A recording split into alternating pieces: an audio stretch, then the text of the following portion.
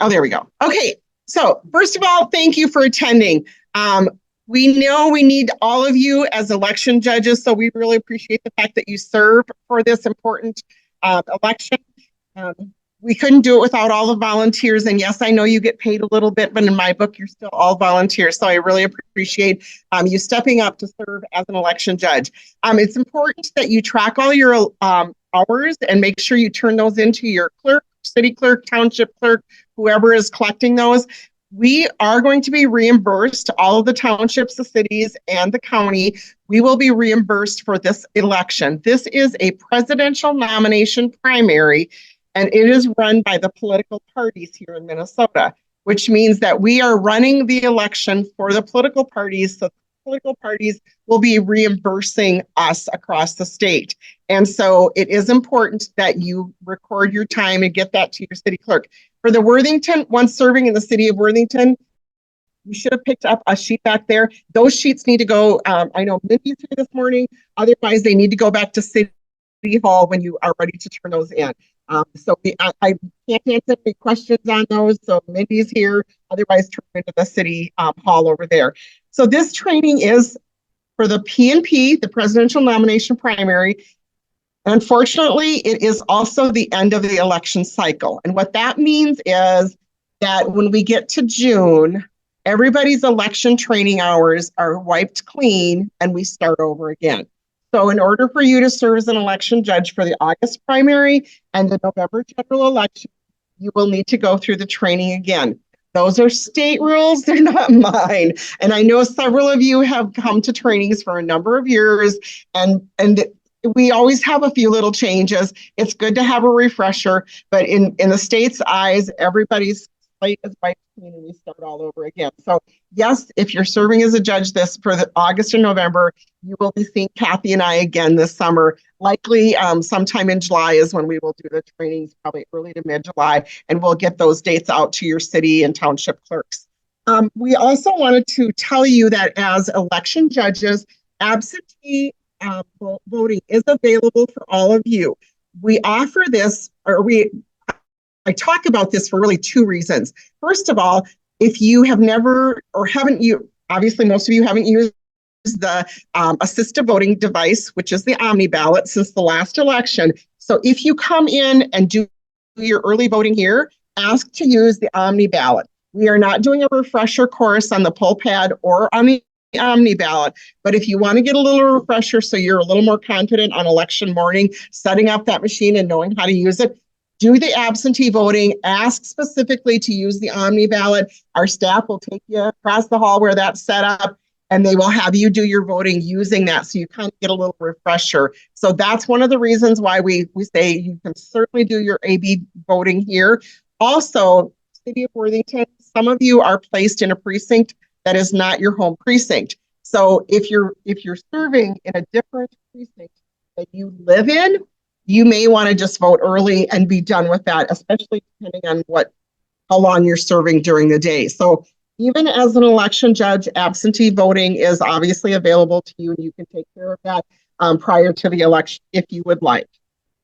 We're going to go through today some key dates and points. We're going to talk about the differences in a regular ballot compared to the primary ballots. We're going to talk about voting on election day, some of the differences there. We're going to talk a little bit about mail voting or balloting, and absentee balloting, just so that you guys know some of the key points there. And you might get questioned as an election judge. And then we're going to talk too about the reimbursement to the cities and townships, which is a little bit different this year as well than it was from 2024. Just out of curiosity, how many of you served as an election judge for the last PNP in 2020?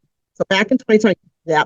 We have a lot of returning judges. And so this hopefully will be more of a refresher even from that, but 4 years ago was quite a while. So just a few things on abbreviation and terms. We get into these abbreviations and just clarification so everybody knows what they are. AB is absentee balloting. A lot of people refer to that now as early voting. AM or ALM, the annual list maintenance. EDR, election day registration, and that's we have that in Minnesota, so you'll sometimes see that in the paperwork in the clerk's notebook. It's EDR is election day registration, where someone actually comes in and registers on election day. Election night reporting, ENR, that's what Kathy and Sarah in our office do. They put in all the numbers that you bring to us into the system for election night reporting. And ERS is election reporting system. HCF, and some of the cities that have a healthcare facility, they're familiar with that one. And we do have election judges that are trained to go to those healthcare facilities and assist the residents there with their voting as well. MB, mail balloting, PNP, presidential nomination primary. Counties, when the reference is made to a county, they're really referring to the election office for the county, and a municipality is the city, town, or township. We basically refer to cities and townships here in Nobles County, but when you get into metro areas, they have cities and towns and townships. Okay, so excuse me, state statute language. First Tuesday in March of a presidential election year is when this PNP will be held. So for this year, it's on March 5th. The big difference with this one is voters must declare their political party preference to participate in voting. So plain and simple, if they don't tell us or indicate to us which party they want to vote for, they cannot vote. There's no option. They have to tell us which ballot they want. They don't tell us which ballot they want, there's no way they can vote. So it is a requirement of this one. The voter's party ballot choice is shared with the chair of the chosen political party. And that's important to remember because this is an election ran by the parties. So the party chairs are going to get a list of everyone who selected the Democrat ballot. The Democratic chair will get that. The Republican chair will get the people who chose the Republican ballot. And the legalized marijuana now chair will get those that chose that ballot.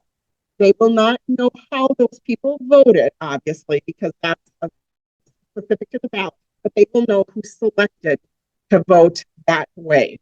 And so it's important that you know that, because those lists do go. We do not know what they do with those lists. We make the assumption that probably they're for them to use for asking for political campaign or campaign either funds or possibly assistance with going out and helping with door knocking. We're not sure what they all use that for.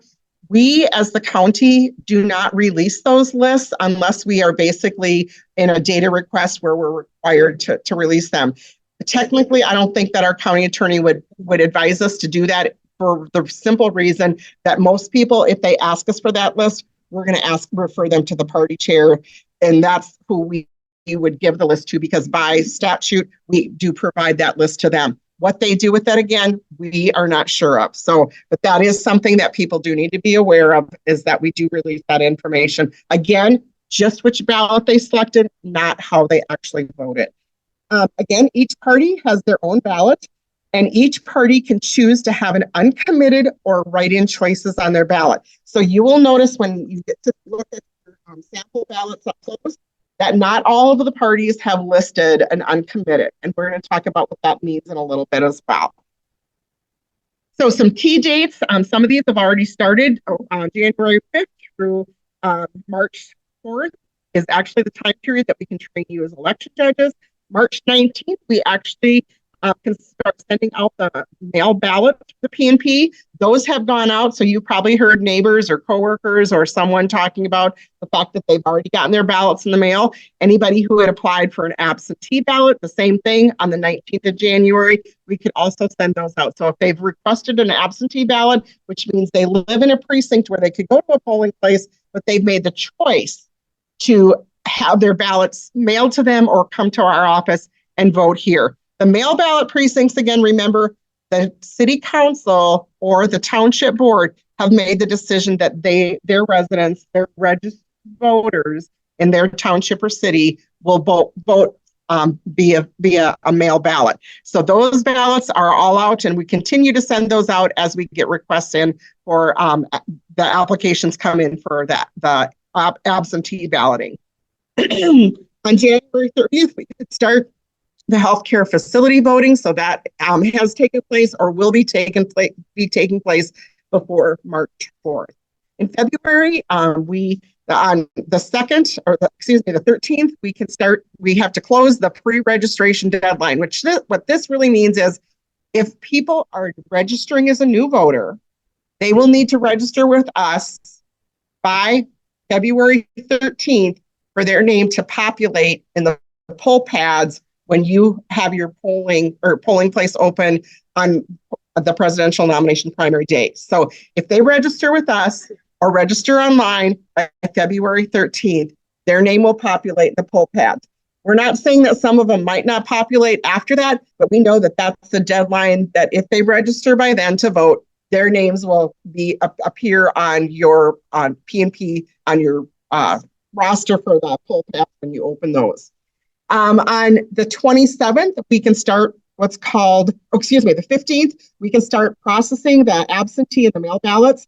And so at the end of that day, our staff will actually start processing ballots that are in our office. When they come back to us in the mail, we receipt them in, meaning we can show that John Smith's ballot is in our office, but we cannot start processing anything until February 15th. And we will start processing that day. That ends what's called the clawback period. Clawback period is the time when a person can no longer come into our office and say, you know what, I already voted, but the person that I voted for dropped out of the election, so I'd like to vote again. And at that point, if we haven't started processing ballots, we can allow them, we can spoil the ballot they have, issue them a ballot from the same political party that they first voted on. We can issue them a new ballot and spoil their old one, and they can vote again. Once we start processing ballots on the 15th, the clawback period ends. So at that point, if someone comes in and they want to change their mind, it's too late because we've started processing. And once we process, if you've ever served on a ballot board, we open those ballots. The ballot goes one way and the envelope goes the other way. So we have no way of knowing once we start that process whose ballot came out of what envelope. So because of all the checks and balances, we end that clawback period. The 27th is when we start the agent delivery and return. And that is simply a process where if somebody unexpectedly ends up in the hospital or ends up bedridden, homebound, whatever it might be, and someone needs to come here, it's getting too close on time for us to mail a ballot. So they will fill in a sheet, the voter fills in a sheet, the other person brings it to us. That sheet basically says, I'm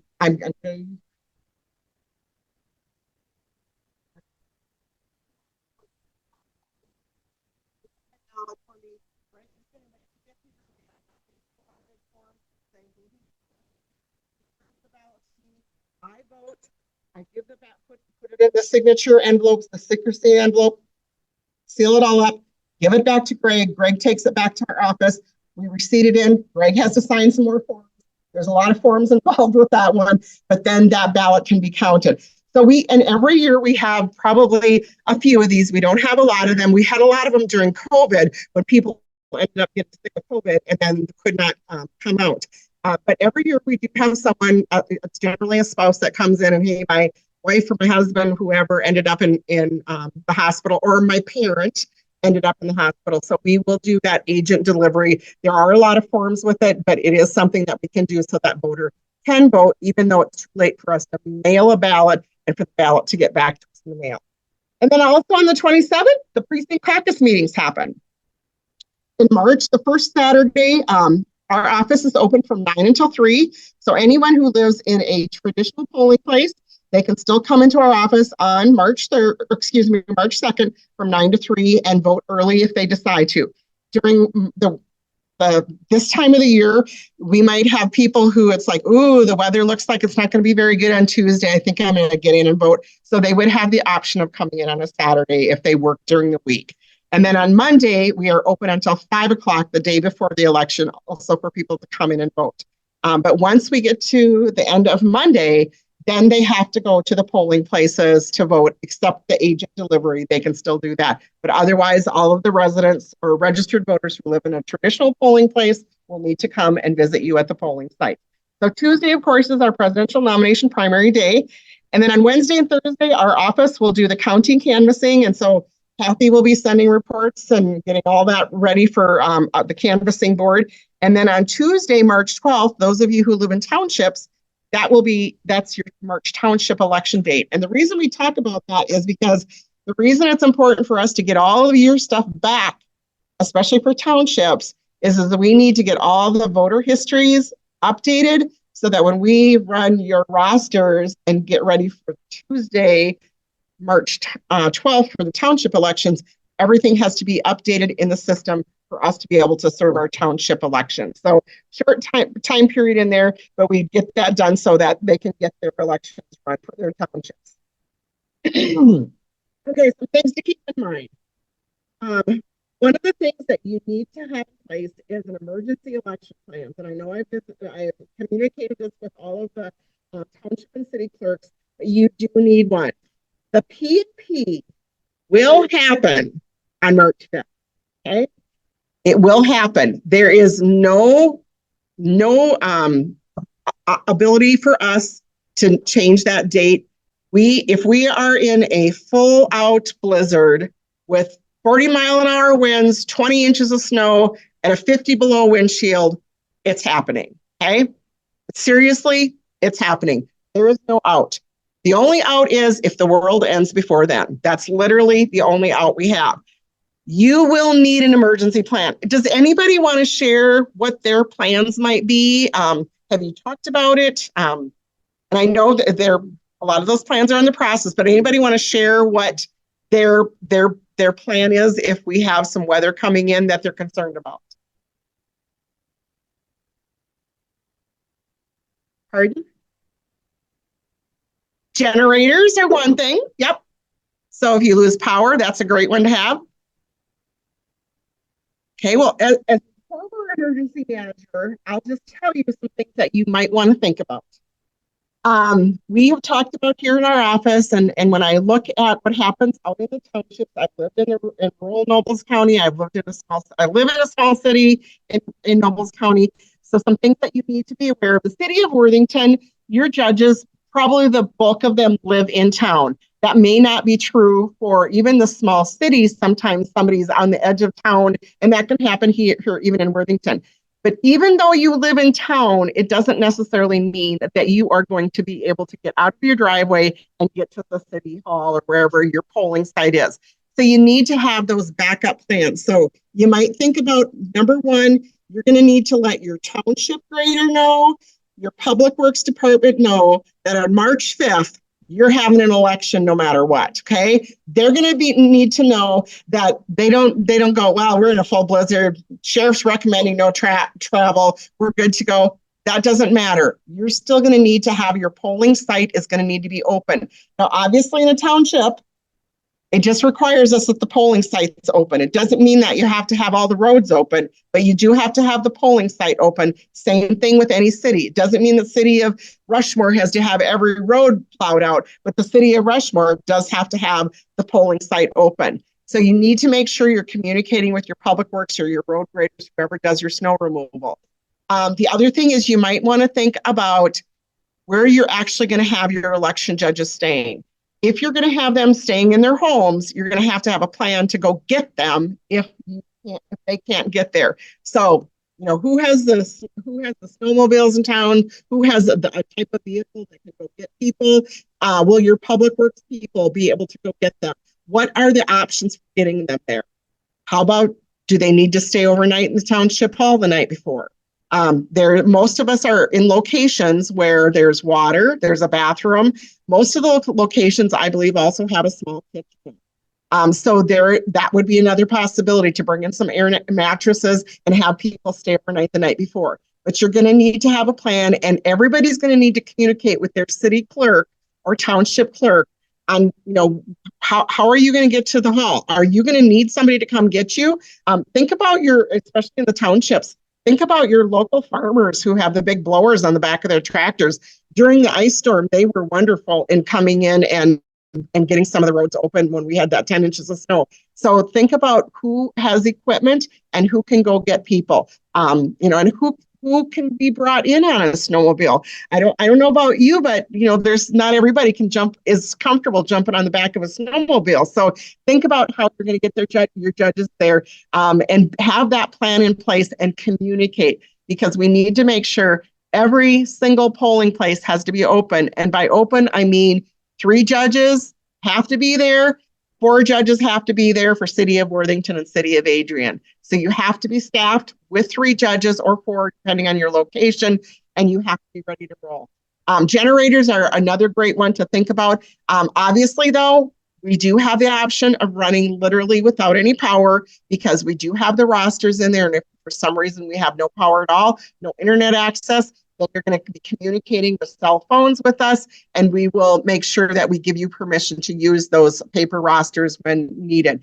But hopefully most of you are in a location where there's also a generator available. But do plan ahead and don't make the assumption that the weatherman's always going to be right. We've all woken up to the roads being sheer glare ice and that being an issue. So plan ahead and really watch the weather and know that you've got the plan in place. And then let's all hope and pray for a really nice day because we lucked out in 2020 and hopefully we will again in 2024. Okay, let's talk a little bit about uncommitted and write-in votes. This is another thing you need to keep in mind. It's a little differently with the uncommitted votes. And I'm just going to go to the next slide here quick. If a voter chooses uncommitted on their major party's presidential nomination ballot, they are telling the party that they wish for the delegates to be sent to the National Nominating Convention without being bound to cast their vote for any one of their party's candidates. So basically what they're saying is, I want to say, our delegates, you have my permission to bind me to whichever candidate that delegate feels is the best. And I think they've added this one because of the fact that we have, and we still could have, more candidates dropping off or taking their name out of the race before we actually get to the March primary. You will already find out that on the ballots that we have printed that are already free to use, because we're already using them upstairs for absentee balloting, they have names on there of people who have already on national TV said they are out of the race. Those names have to remain on there. You, as an election judge, don't get to go through and cross off the names on the sample ballots that you're going to post to tell people that those people aren't no longer in the race. You cannot verbalize that to them. If somebody looks at it and goes, well, these 2 people aren't even in the race anymore, all you need to say is the ballots were printed when they were still a candidate, so the ballots are as is. Well, why shouldn't vote for them, should I? Nope, you can't even acknowledge that. Is all you can acknowledge is the choices are there for you to choose a candidate of your choice. So be very careful about that conversation. And if they're not sure who's still on the ballot, tell them to Google it, because you as the election judges cannot make any references. Because what would happen if you thought, oh, I think Donald Duck did drop out, or Mickey Mouse did drop out, or whoever it is. Don't say that, because if you make a mistake and you said Mickey Mouse dropped out and then they find out that Mickey Mouse still was a candidate, then there'll be an issue. So please be very careful about not acknowledging who is or is no longer in the race. The ballots had to be printed on the day that we had to go to print. And so if that candidate was still on there, we had to print the ballot that way. Okay, and if they would like further information about the party's choosing of delegates and or the National Nominating Convention, have them speak to the party representative. Okay, going back to the last slide again, write-ins. Write-ins do need to be certified by the state, and they will, Kathy said, we typically will get that list about mid-February. And so if we get that list, we will know who, when they're written in, who we will actually have to count votes for. One thing that's changed this year is not only do they have to write the name in, they also have to fill in the oval. So for our demonstration judge, it'll be very important that you also instruct them, if you choose to do a write-in, be sure to fill the oval in and write the person's name in. Okay. Data privacy on this election is really critically important as well for not only you, but also for your precinct. We want to make sure that, with a regular election, the general election, or the August primary and the November general election, we're always trying to keep the voters' information confidential. But this time around, they're also going to be sharing their political preference.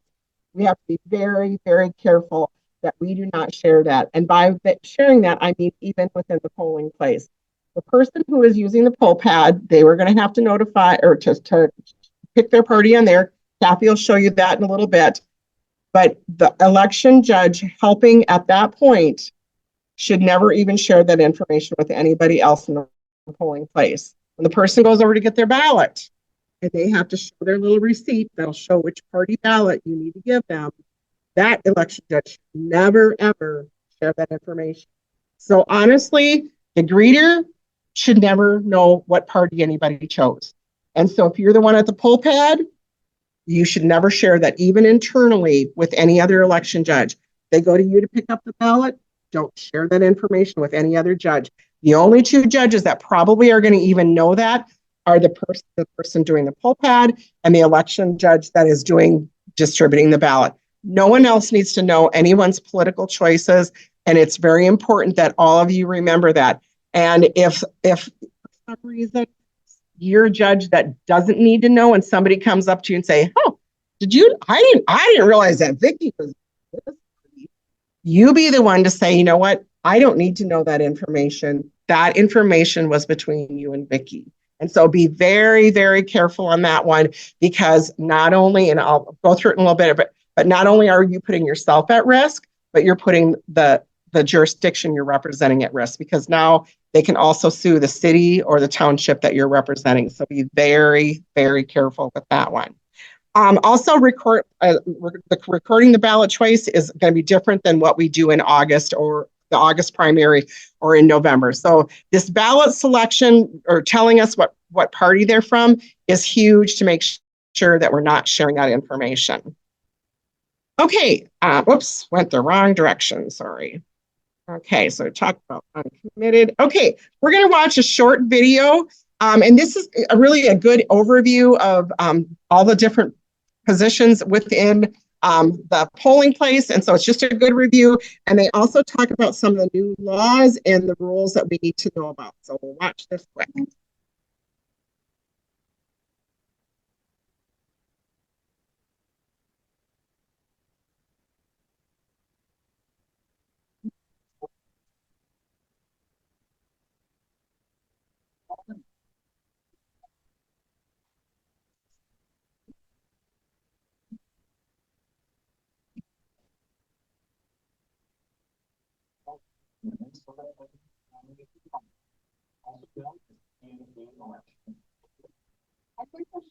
You're well prepared for your roles and equipped with information you need to respond to voters' questions and concerns to ensure the voting process is smooth and efficient for everyone.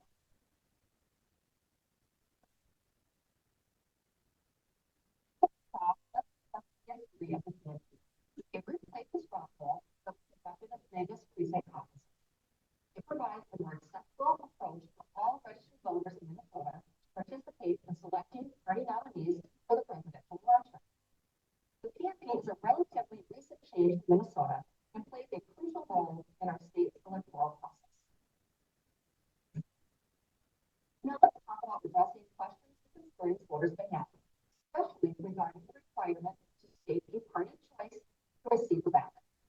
Any voter wishing to participate in the PNP must declare which party's principles they generally agree with and cite those before receiving a ballot for that party's candidates. There are no exceptions. You should know Minnesota has many political parties, but some are considered private. Only major parties may participate in the PNP. If someone has questions about parties or candidates, find them to the official party website for more information. Ensuring voters are not respecting parties or candidates within the polling place is a key aspect of our roles. The PNP stands out from other elections. It's solely focused on selecting a party's delegates to their national convention to choose their candidate for president. Only the office of president is on the ballot. Only major parties participate. Voters must declare their party choice before they vote, and the party chair for each party receives a list of voters who selected their party's ballot. This unique focus is what makes the PNP different than other elections. It's important to note that while each party chair will receive their respective lists of voters who selected their party's ballot, the voter's choice of party is otherwise private information. Only elections administrators can use this information for official purposes. The vote is confidential and remains completely secret.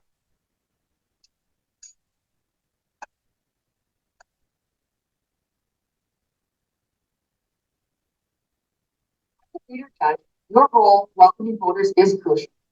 You will make sure everyone is aware of the party choice requirement, point to sample ballots, and refer voters to party information if they have specific questions, or to legislators if they would like to suggest changes to election laws.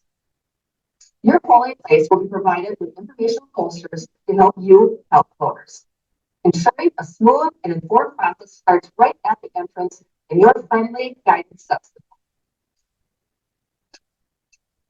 roster, registration, and judge. You explain the party choice requirement, ensure a choice is made before providing the receipt, and handle situations where a person refuses to provide a party choice. Your role is pivotal in maintaining accuracy and privacy in the registration process.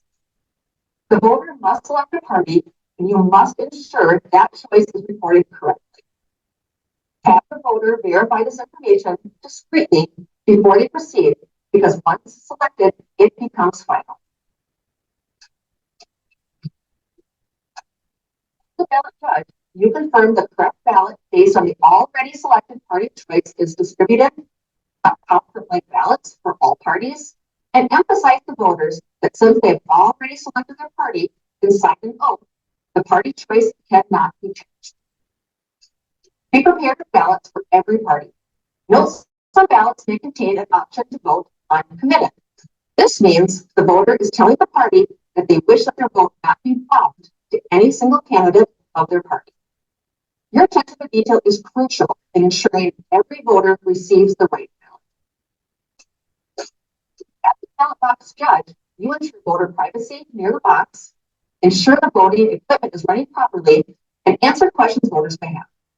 Remember, voters cannot change their party choice at this point, and if voters are curious about results, let them know the results will be available after the close on election night.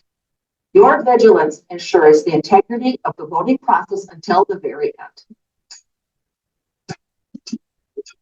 As the head judge, among your many tasks, you answer questions about party choice requirements, take steps to remove a person if needed, and ensure judges keep party choice private.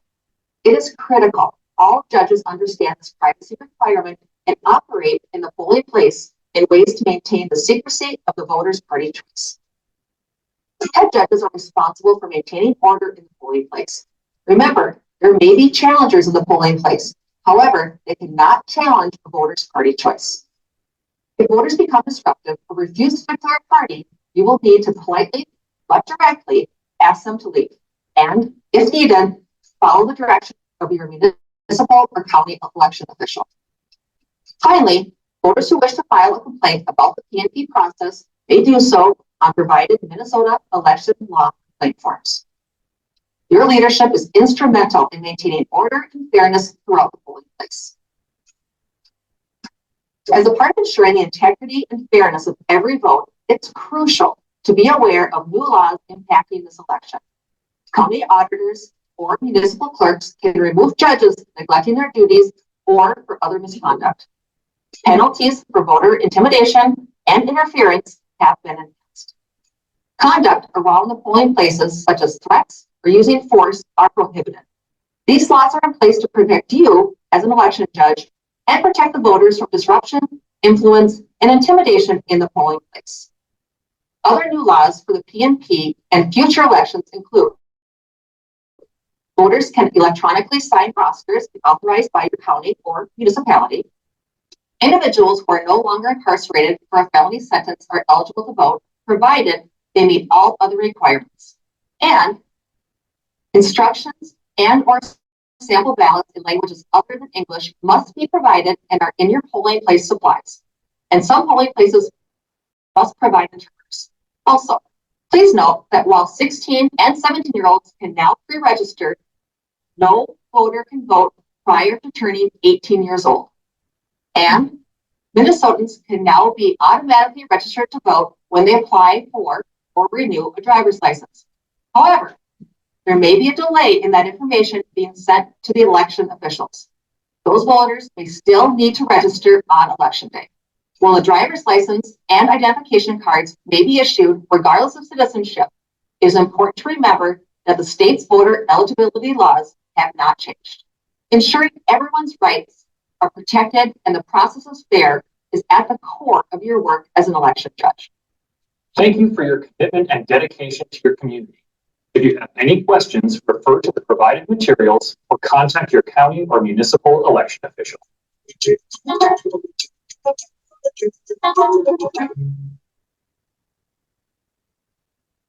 Okay, and I'm going to follow up on a few of the things that they went over in there. First of all, we've had a lot of questions about the driver's license for all here in Minnesota, which means that anyone can get a driver's license. But as the video said, the rules for voting still have, or requirements have not changed. And so the citizenship is the one thing that they still are required to, under oath, say that they are a citizen of the United States. They can, and all of you know, a driver's license is not required to vote, nor is an ID. It is one of the ways they can show to you that who they are and where they live. They can confirm that. The license center staff upstairs, and if any of you have gone in to get a license recently and all the documentation you have to show, and it all has to be originals, trust me, when they do that process and they get a license, the state has reviewed all those documents. So that piece is very well vetted by the license center staff. But they still are going to, when they're going to come in, the first thing they do is sign the voter oath for them to declare whether they are or are not a citizen. So that driver's license prior to this has never, it's never indicated a driver's license is not the requirement to vote. So even though now non-citizens can get a driver's license, that again, remember, what hasn't changed is they have to be a U.S. citizen. And that's what they're signing as oath, that they are a U.S. citizen. And again, when they said that you can register to vote, remember, depending on when they registered to vote, when they got their driver's license, it may or may not be in the poll pads, because depending on how long it takes for the state to process all of that, make sure all the documents are good to go, we may not get that person into the voter registration system in time for them to vote on election day. So if you have someone that says, well, when I signed up for my driver's license or renewed my driver's license, I registered to vote. They may have done that, but we may not have them in the system, which simply means you just have to register them as a new voter. Okay, but again, check and make sure they're not in there. Kathy will remind you how to check 3 ways, but make sure they're not in there. But there may be situations where they'll say, well, I already registered when I got renewed my driver's license. That may not have hit the system in time. So you have to watch for that as well. See, I'm trying to think, was there anything else, Kathy, on the video that I should follow up on? Or any questions on the video, any of the comments that they made? Well, how would you show proof, Jerry, that you're a citizen? Okay. So yeah, the question is, do they need to show proof? No, they're signing an oath, because none of us have the ability to show that we're a citizen either. Because I don't know what I would show to say that I was a citizen. A birth certificate, but that is not a rule for the state of Minnesota that they have to show. That's one of the ways they can show to register or to register to vote. But again, they're signing that you have to sign under oath that you are a citizen. And that's the rules and requirements in the state of Minnesota, and that's what we have to follow. And so that oath that they're signing that they are a citizen.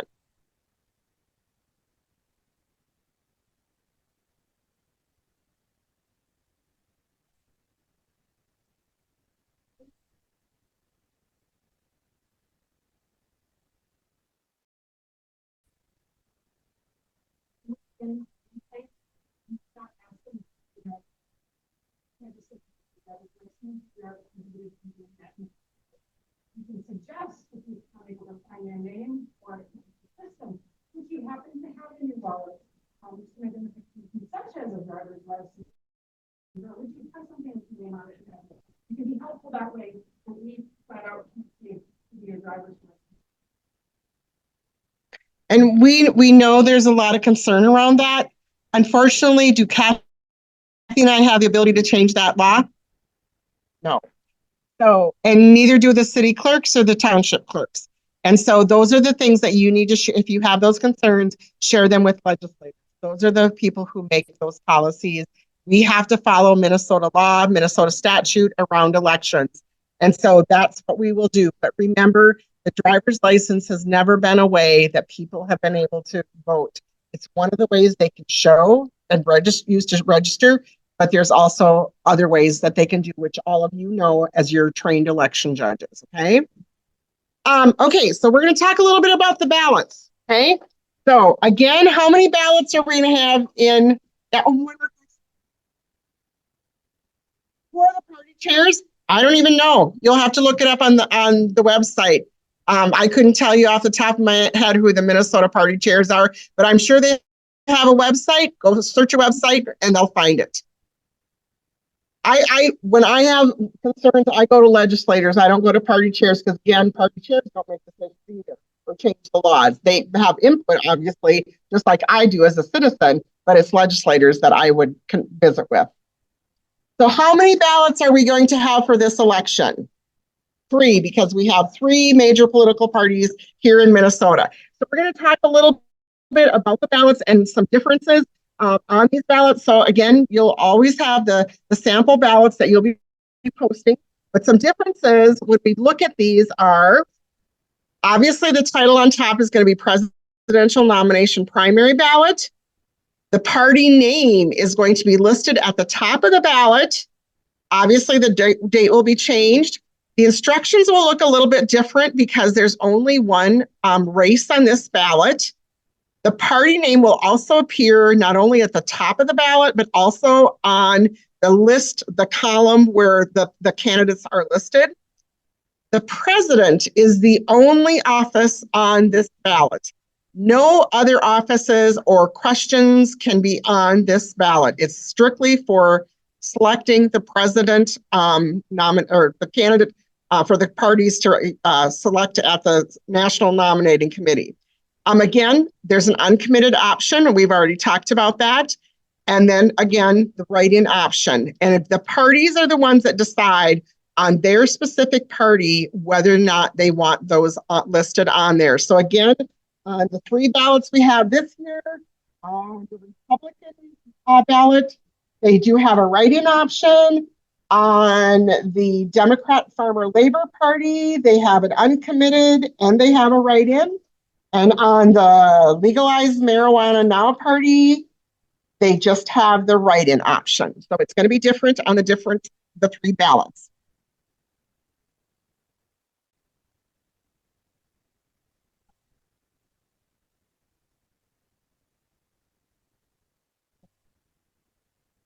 Correct.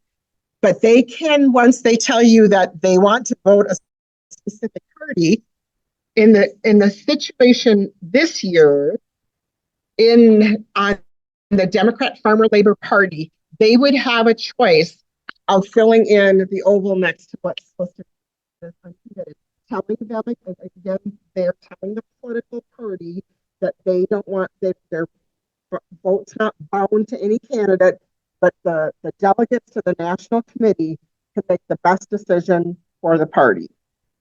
But you're right. Again, if they don't pick one of these 3 major parties in the state of Minnesota, there is no ballot for them to vote on. So there's no independent ballot. There's no cannabis, the legalized cannabis one. Those parties are not considered major parties in Minnesota. And if you want to know the difference between a major political party and a minor political party in Minnesota, go ahead and Google it, because there's like 3 or 4 different things that a party has to accomplish to be considered a major party. And so these 3 parties this year are the only ones in Minnesota who have been able to prove that they are a major party. And I know like one of them is they had to have a presidential candidate listed on the 2020 ballot. There's another one that says they have to have so many candidates for federal offices in 2022. So there's like 3 or 4 different things that they need to show to be a major party. But if they are from a party that's not one of these 3, they don't have a ballot to vote on. Okay, another thing that's going to be different about this ballot is there is no instructions to vote on the other side because there is nothing on the other side. I know that's always a big deal on the other primaries because there's usually a backside. You have to remind them to turn it over. Yes.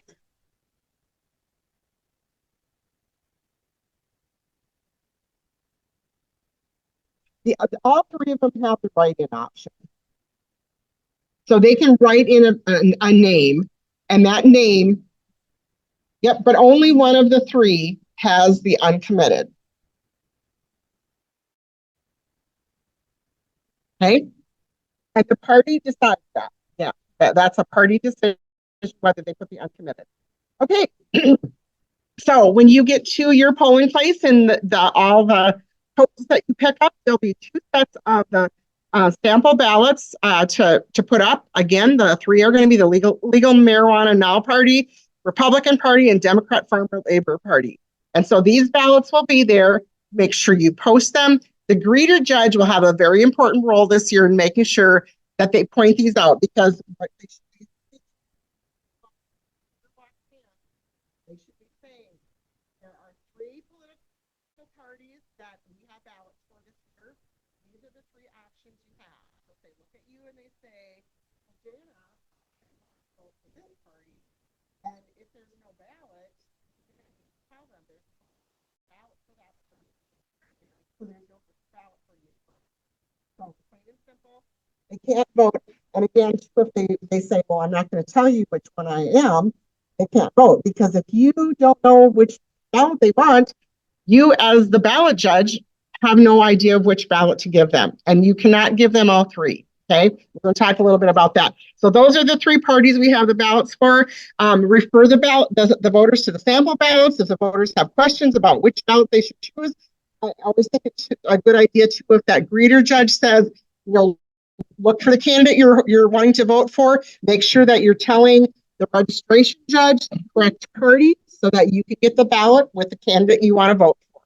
Hopefully everybody knows what party their candidate is with, but it's just good to have them look. Make sure the candidate's listed on the that you want to vote for, and make sure you tell put on the poll pad when you get up to the registration judge. Make sure you're picking the right party so that you can vote for the candidate that you want to vote for. And just make sure, and we always say that this sample ballots are secured so that they don't think that they can take these. But obviously, all of you know that ballots that look like this will not go through the DS-200, and they are always printed in blue. That, again, is state statute, so they have to be printed in blue. Okay, so party preference again, if you're the greeter judge, you can explain to them that the voters will be asked to select a ballot based on their party preference. Here again, as an election judge, you must keep the voters' party choice private. Do not announce or indicate party choice at any point. So you can just refer to the parties, okay? Do not share the voter party preference information with anyone inside or outside the polling place. And if poll pads are not available and you're given permission by our staff to use the paper rosters, you're going to need to take steps to keep the party choice private on the paper rosters. And Kathy's holding up, remember the good old fashioned sheet that we have that you just hide the name so they can only see their name. And when they have to indicate the party choice on there, hopefully you won't ever have to use those. And pretty soon we'll have used the poll pad long enough that people won't even remember how to use the paper rosters. But the paper rosters will always be in there if we have to go back to that system. We have now created instructions how to use them because we now have election judges who were not judges back when we used the paper system. But we will always have them as a backup if needed. So one of the things, again, that I want to really emphasize is state law says because the major political party choice of the voter has been deemed private by state law, willful disclosure before, during, and after election day of a voter's major political party ballot choice to anyone other than those authorized by law is a crime. Civil penalties may be imposed upon the individual as well as the municipality. So please keep in mind that you're not only jeopardizing yourself, but you are jeopardizing the municipality that you're also serving in the election. So critically important that if you have the access to that information as the election judge, there should be no discussion of it with any other election judge even. Okay, so before we review the roles and responsibilities, we already know that the ballots are going to look different. What about the equipment? DS200 should operate just like it did for the other elections. The Omni ballot, the assistive voting machine, same thing. That'll operate just the same. Poll pads are going to look a little different. So I'm going to turn it over to Kathy, and she's going to talk a little bit about poll pads and how they will differ.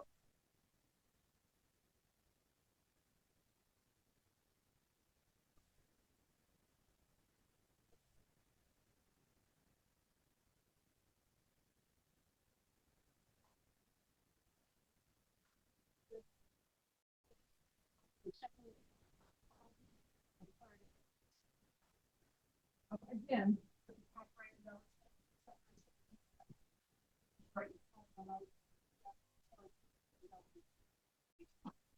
so the first thing is going to be just different.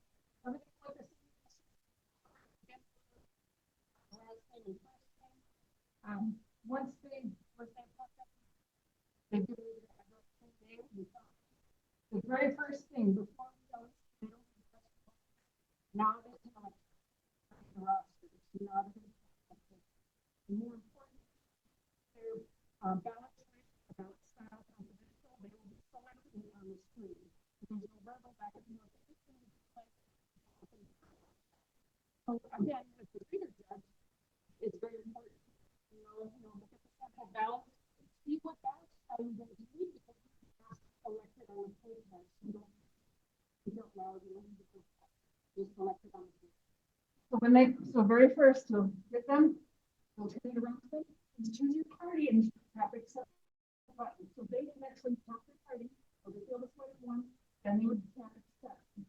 Next screen is their information for them to confirm their name, their address, date of birth, and their party choice. That is their very last opportunity to change that ballot style or their party choice. Because once they sign electronically on the screen, and once the judge signs, if you accept it, you print that receipt, it's done. They can't change it. So when they have been checked in, they're going to get the receipt just as usual as before. And again, you're going to have your ballot receipt. So it's very specific to your precinct, city of Worthington, several of you shared. So it's very important to have your ballot set up that you can easily look at your precinct for the correct precinct and your correct place for the ballot style. I'm just going to show you again the sample ballot. So we're all looking at our ballots. We pick them up. Your precinct is in your lower left hand. Please be absolutely sure that precinct matches here and also here. It's going to be the same. So you can look either place. But this must match that, and your party must match that second line of the ballot.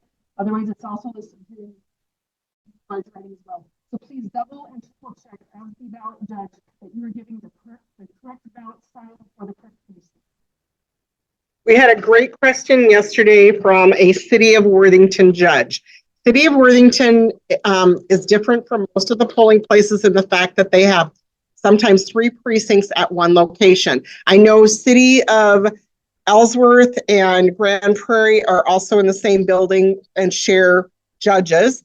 DeWald Township and City of Rushmore are both at the school, but one's in the community room, one's in the gym. So they're kind of already separated. But with City of Worthington, when they have 3 precincts in one room, how many ballots will they have as options to give people? 3 precincts, 3 styles. Those judges have 9 different ballots in that room.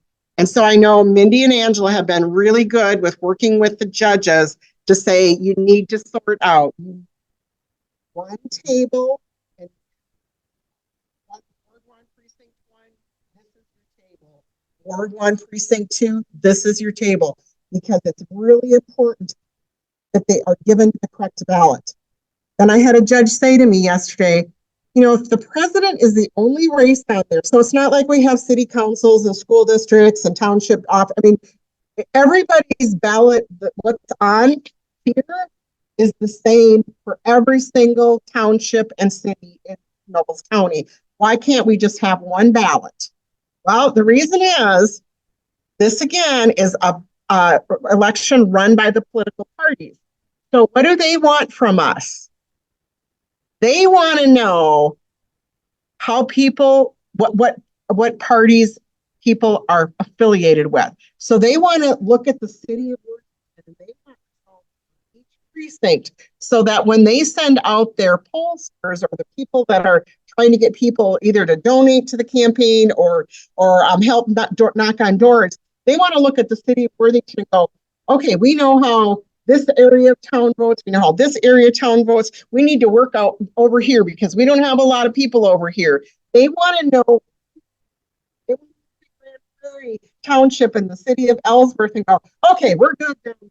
We don't have to send anybody down there. We're good down there. But we need to work over in this corner of the county. So they want that data by precinct so they know where to send their people to get out there to tell people about their candidates or whatever it might be. So that's why we have to have all the different precincts with the different identifiers so the political party gets the data that they want. Because right away, too, I thought, boy, it'd be a lot simpler if we had one ballot for everybody, and that would be ideal. But that's not an option because they want that they want the data by precinct.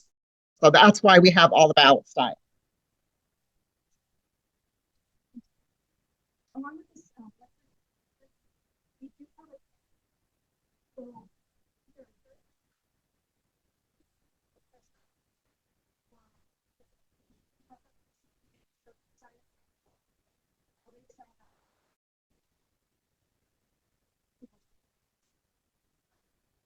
have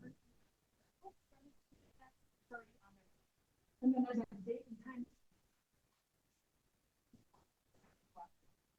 Also, when somebody has voted, their ballot style is still visible. That so we just kind of possibly along. Again, we can't be curious how somebody saw somebody says the only time that we and then another person asked, so if we know it's something voting, in this case, Donald Duck, how are we making the best thing to is a line down? So as you can see here at the table, it's pretty small writing for the most part. But if you do have that concern of people behind them seeing what they might be doing, I would say go ahead and use that that's in your supply tools and have a marker where you say, you know, please stand behind that line, give them their privacy. But again, it's pretty small writing. You have to be pretty quick to figure that out. But, and again, it's good that they're making a selection because they're looking for all of it and make sure they can accept when after they've done their that when they've made the selection, they've heard the problem. Yes, and we did have someone ask last night too about, well, you know, some people with their signatures, some people by, you know, have just like put an X or we have someone who actually uses a stamp. There will be possibility that you will have someone who they just sign an X for their name, but they are allowed to vote if they haven't been deemed incompetent. And so that might be, but you know, there's a lot of people and there's probably people in this room that when you sign, I wouldn't be able to read your signature either. So, you know, their signature is their signature. And you probably all done the same thing where you've been in a store and they have you sign on the little pad and it looks nothing like your signature, but that is, they sign it themselves. It's going on there right away so that you know that's taken care of. So like Kathy said, that does take a lot of the pressure off the person running the poll pad because they have to sign. If they don't, it won't let you go to the next step and you won't be able to print them out their little ballot receipt to go to the ballot judge to get their ballot.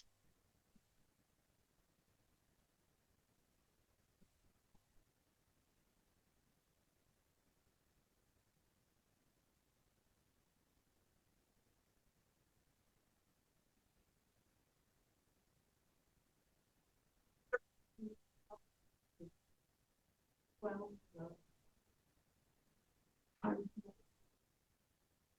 the tabulator's not gonna separate those. And then on the poll side, you are checking how many people check in. So the only thing that you're able to check is ensuring that each poll has the number of check-in, matches the number of ballots that have been picked up. If there is no spending. So,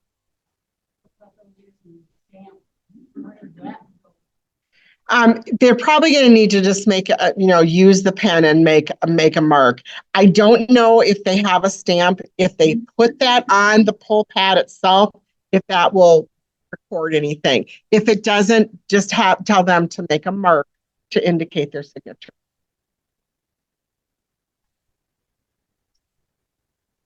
Because this is the first time with the poll pads where you've allowed the voter to touch them, as you all know, that before they haven't touched them.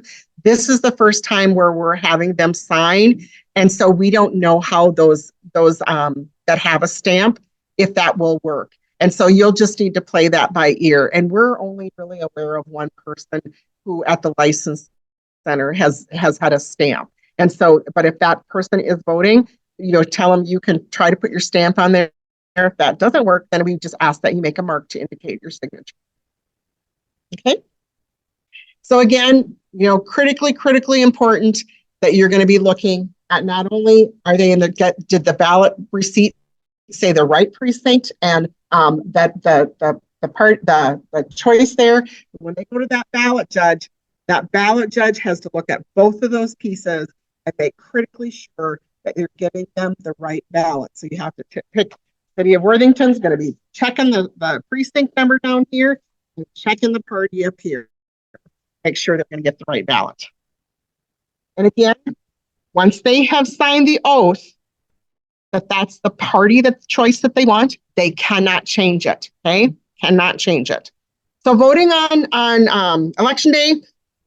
This kind of a review, setting up that polling place again. Make sure you try to provide a private space for each of the poll pads.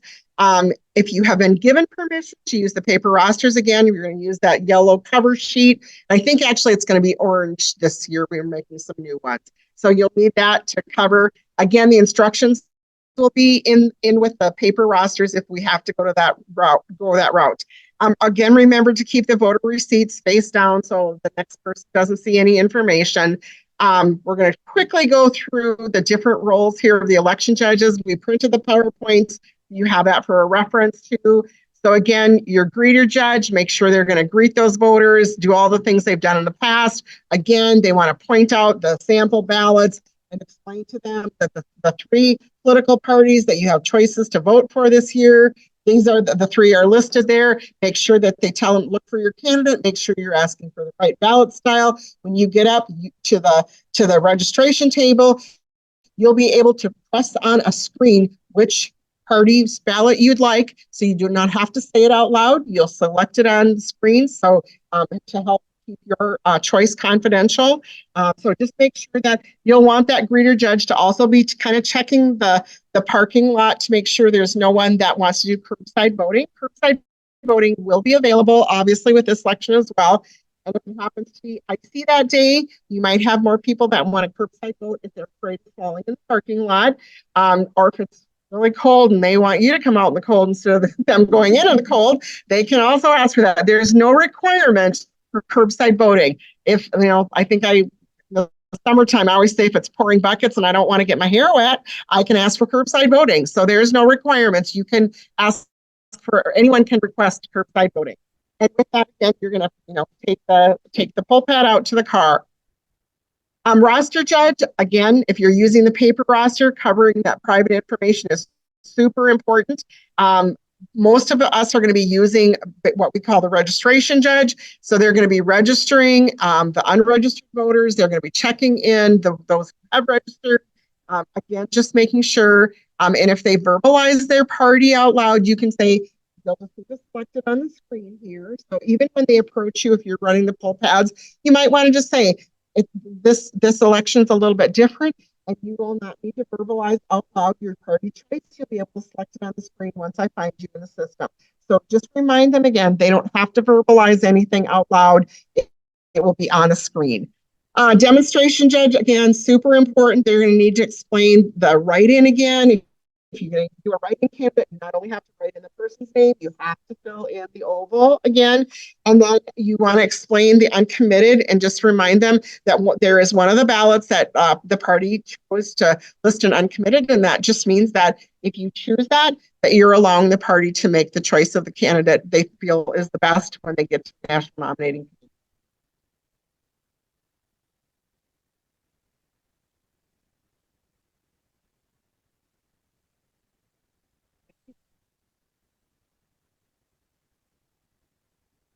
Yeah, I think, yeah. But we've just gotten our test deck to start testing. So. But yeah, that's a great question. But I believe it would. I think it should. But great. Yep. Okay. And speaking of that, we haven't really talked a lot about that, but we do the public accuracy test. And I know that some of the city clerks have come in for that. That is a great way, again, if you want to familiarize yourself with the DS200 prior to election day, come in and help us do all the testing of the ballots and run the test through for the public accuracy test. We put that in the newspaper. Otherwise, if you don't happen to see when we post it, call us. We'll tell you when it is. But that's a great time to come in. You get to feed in all the test ballots and it prints out results. And so we check all the machines prior to them going out to the polling place. Okay, again, your ballot judge, you're going to be looking for two things again this year. Make sure that it's the right precinct and the right ballot style before you give that out to the voter. Head judge, things are pretty much the same there again with the head judge. You'll be the one that will, if there's a voter very upset because they want to vote, but they don't want to tell you what their party choice is, you're probably going to have to do some of the mediation with that. We're really hoping that now that they can choose not on the screen themselves, that will, hopefully pacify people a little bit. The fact also, this is the second time now that we're doing this. I know in 2020, it was a huge deal. Now, hopefully most people, oh yeah, that's right. When we did it in 2020, we had to declare which party we wanted the ballot from. So hopefully that won't be as much of an issue. You're still going to work with the media. There's questions. You're still going to be the kind of the final word at the polling place. Just a reminder that if you do have a voter that comes in and is, very difficult to deal with, hopefully that you'll be able to work your negotiation skills, your skills to bring that person back down to a calm level. But if and for any reason you feel threatened or you feel like someone else in the polling place is threatened, you do have the option of calling 911. Don't call Kathy and I. We are not going to come out if life safety is the issue. If you do call 911, law enforcement, both the Worthington Police Department, the Nobles County Sheriff's Office, they're all very aware that they can go out, deal with the situation, but once the situation is dealt with, they have to leave. Our law enforcement, police officers, peace officers, whatever you want to refer to them as, cannot hang out in the polling place. They can't hang out in the parking lot. They can do drive-bys, which they all do. They're very well aware that's election day. They're very well aware of, kind of circling the area, making sure there's no unusual activity. They're very good at that, but they cannot hang out in the polling place. They can resolve the issue and then be on their merry way. So, but do call them if for any reason there's a life safety issue. That's a 911 call, not a call to our office. We would hope that you would report that to us. Should obviously go on your what? Incident log. We would like to know about it because if it's an issue that could be a concern statewide, we have a website that we are on all day election day, and we have to report any unusual behavior in case it's something that is statewide, and we alert to other polling places if there's been issues for security purposes. Okay, and then healthcare facility election judges, for those of you doing that, just a reminder again that the voter has to make the choice on their absentee ballot of the party. You cannot fill that in for them.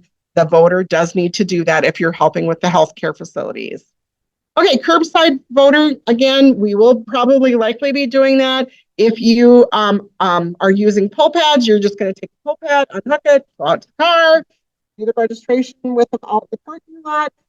People, two election judges, different political parties. You bring that back in, you plug it back into the printer uh, spits out the information. You take that little ballot receipt over to the ballot judge, get the right ballot for him, stick it in a folder, grab a pen, go back out to the car, the voter votes, you bring it back in, you put it in the DS200. It's always meant to go back out to the voter and say, your ballot has been put into the DS200 and accepted.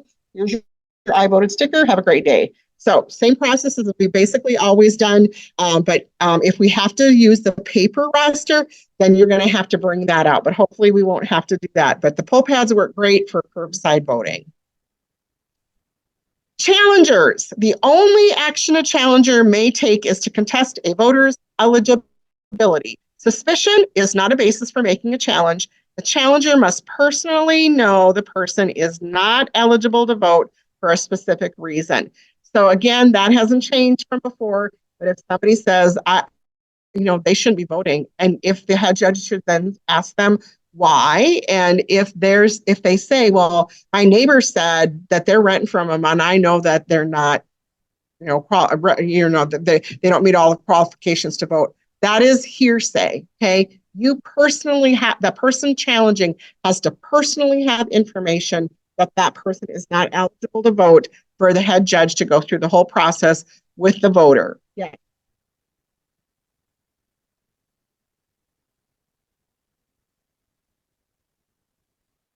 Correct.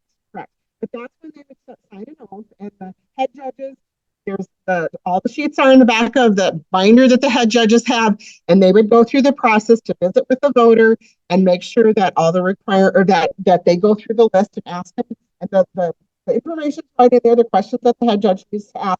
So the head judges will take care of that. So when you, as an election judge, get those kinds of challenges, those go right to the head judge, and the head judge has been trained to deal with that. Okay? During the PNP, a challenger cannot challenge a party choice or make lists of voters. And this is really important because we all know that there's people who are happy to lend their front lawn to a political party, or their Facebook page is full of political posts for one party or another.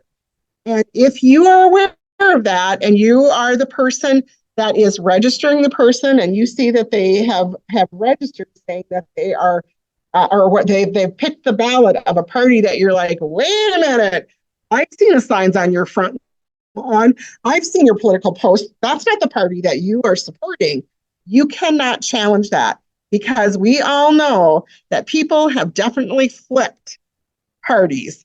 and that's both sides. I've heard people say, I voted this way in 2022 or 2020, and I won't 24. And I've heard from the other side, I voted this way, I'm voting this way. So all of what you've seen, all of what you've heard, anything about political choice, that is not anything you can challenge. If I walk in and you've seen signs on my front lawn and you're like, Joyce, that's not what you've been saying, doesn't matter. You cannot challenge political party, period.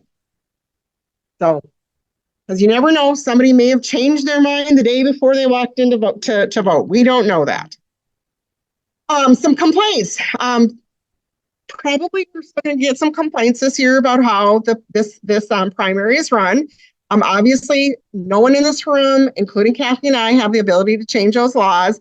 So they can fill out a complaint form. That too will be in the binder for the judges. So you'll have those forms there. Offer again the explanation that it's a legal requirement. This is a primary run by the parties. So that's why they've made the choice of the ballots are printed, and explain that to them. If they insist, offer the state elections law complaint form, and those papers again will be in with your supplies.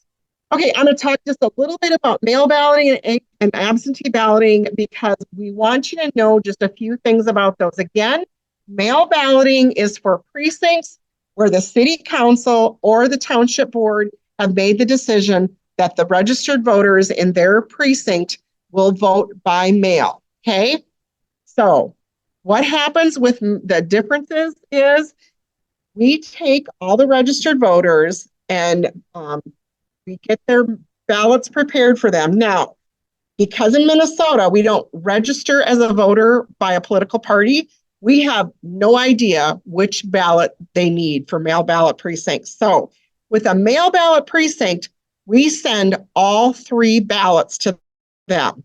Instructions tell them that they select the ballot that they want to vote on. They vote on that. They destroy the other 2 ballots.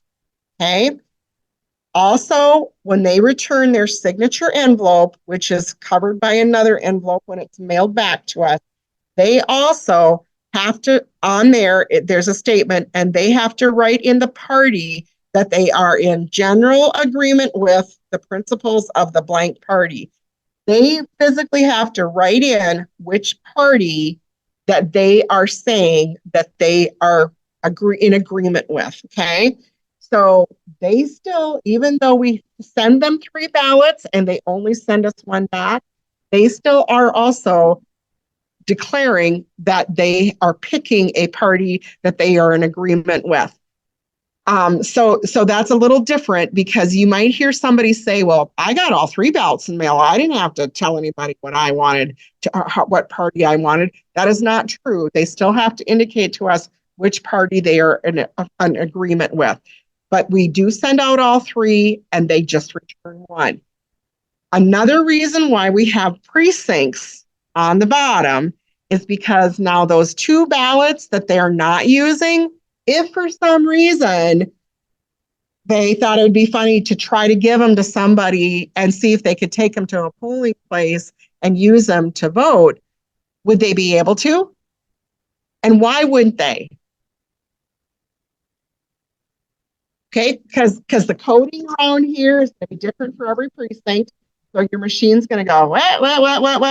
That doesn't match here.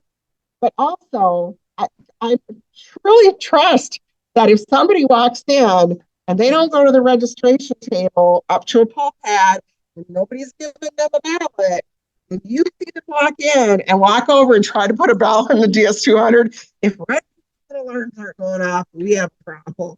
And so, that's another reason why we put that precinct on the bottom. So even though it'd be a lot easier just have 1 and not worry about giving them the right one for precincts within the city of Worthington or in locations where we have more than 1 precinct in the same room, that's another reason we do it. There's all kinds of reasons. Again, all the checks and balances that are part of our voting system. So, okay, absentee voting, we want to cover this a little bit because here again, somebody might say, I didn't have to tell them what party I was affiliated with. Not true. When they fill out an application to get their ballot so they can vote early, either in person in our office or by mail, when they fill out their application at the very top, they also, whether they're voting UACAVA, and remember, UACAVA is our Uniformed and Overseas Citizen Absentee Voting Act. And so anybody who is voting absentee ballot, which means they are from a precinct where they could go to a polling place if they wanted to, they too are going to indicate on the application which ballot style they want our office to either mail them or what in-person ballot style we are going to give them. So regardless of how you vote, you have to indicate your party preference. Okay. So you might hear though that, oh, I got all 3 ballots in mail. I got to pick which one I want. Yes, they did. But they still too had to indicate, because we have to, when we put those ballots, or when we put the ballots back in the system, check them in. Basically, they have to be checked in when we get them back. We also, the political parties, they're after that information of who vote, which voters and what party they selected. We have to have a way to let that party know, yep, this person selected this specific ballot. Again, not how they voted, but which ballot they selected. So any questions on that? Like I say, I know that you're not doing absentee voting and I know that you're not doing mail balloting, but then you will know too if you get comments from other voters about how they got to vote versus coming to a poll. Okay, PNP reimbursement, and I know this is mostly for the clerks in the room, but the state is changing this up a little bit too. If you remember in 2020, all of the city clerks and township clerks had to get all of their receipts to Kathy, and Kathy had to enter everything to get reimbursement for the cities and townships. The state this year has set up an online system, and all of the township clerks and city clerks should have received an email either from the League of Minnesota Cities or the Minnesota Township Association telling them that they need to go online to, it's a system called Fondant, and you will be entering in all of your own expenses this year. So you won't turn anything into Kathy for reimbursement. It'll all be entered online. So all of the clerks, or all the election judges, you're going to be recording all of your hours. That documentation is all going to be part of what the clerk is going to send to the state to get reimbursed by the political parties. And so for those of you who are clerks and also were told to pick up this piece of paper, you can kind of just go down there on the balloting on A. We take care of ordering all the ballots and getting them printed. Those are our costs. If we paid for it, we're asking for a reimbursement. If you paid for it, you need to ask for reimbursement. So A, you can kind of ignore that. B, the polling place and the voting equipment, we again take care of all the equipment.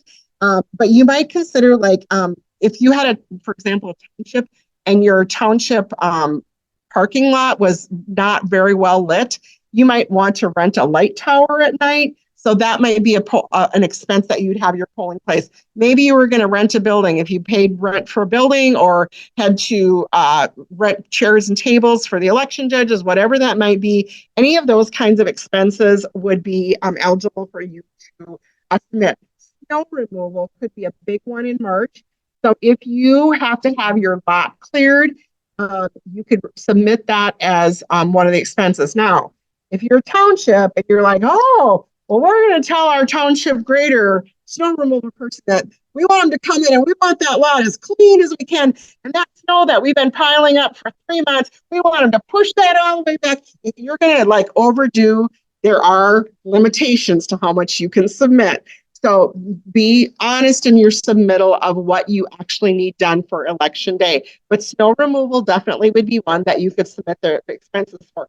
Basically, we're saying submit all of your expenses. They might tell you that they're not going to cover that, but you won't know that until you submit it. So keep your receipts, have your documentation ready to go. It's important that you log onto that system and figure out what are eligible expenses and get the system in place so that you can start tracking your expenses. The C category, which is the associated with election judges and staff, that's going to be the biggest expense for the cities and townships. Paying all the election judges, all the things that are associated with that. And you will need to check with your city clerks and township clerks. Everybody does it a little differently. Some pay for drive time, some don't. Some pay mileage, some don't. If you live here in Worthington, they're probably not doing mileage. The township, they're probably doing mileage. So check with your city clerk. We don't know what the standard is. We don't know. We don't even know what you as election judges get paid. That's all determined by the city clerks. Basically the city councils and the township board. In the last category, storing materials, that's probably not anything that you have, but if there's anything miscellaneous, track it, submit it. If they pay it, yippee. If they don't, well, they don't. So then again, we will not be asking you to turn in any of those. Those will be on your own for submitting this year. And then I think pickup and return of materials, that'll be pretty much the same as we've always done. Totes and equipment will be ready Monday, March 4th after 9 a.m. Please, if you're going to pick them up late in the day, can you please let us know so that we know someone's coming?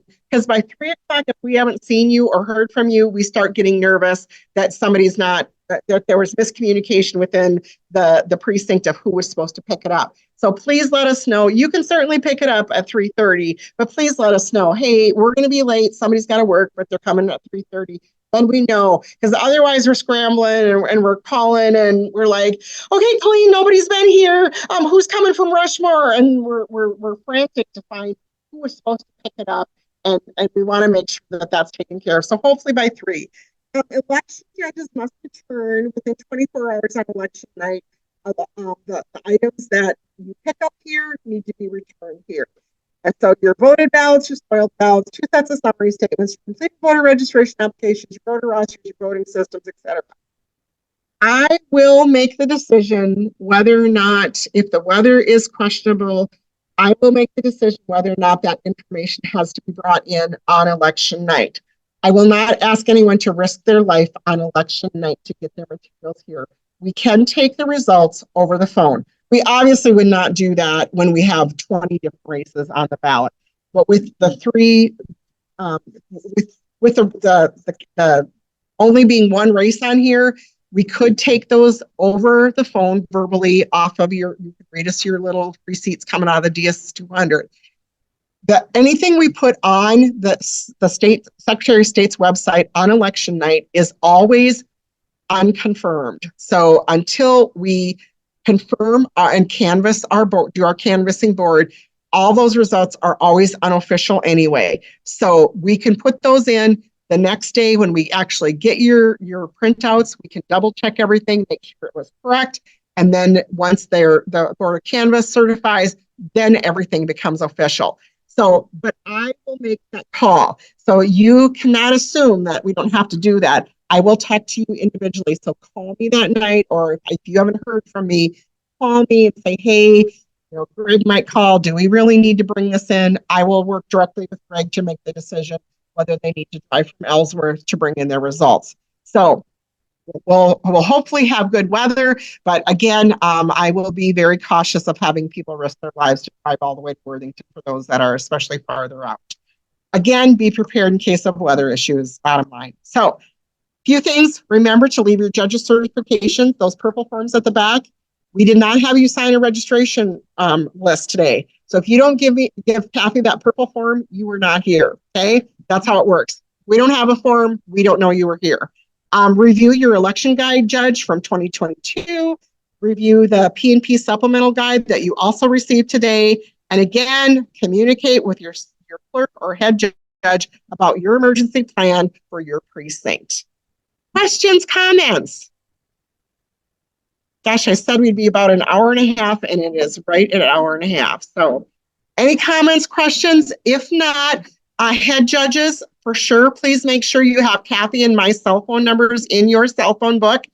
We will put head judge phone numbers in our cells, so when they call, their names will come up and we will answer those phone calls.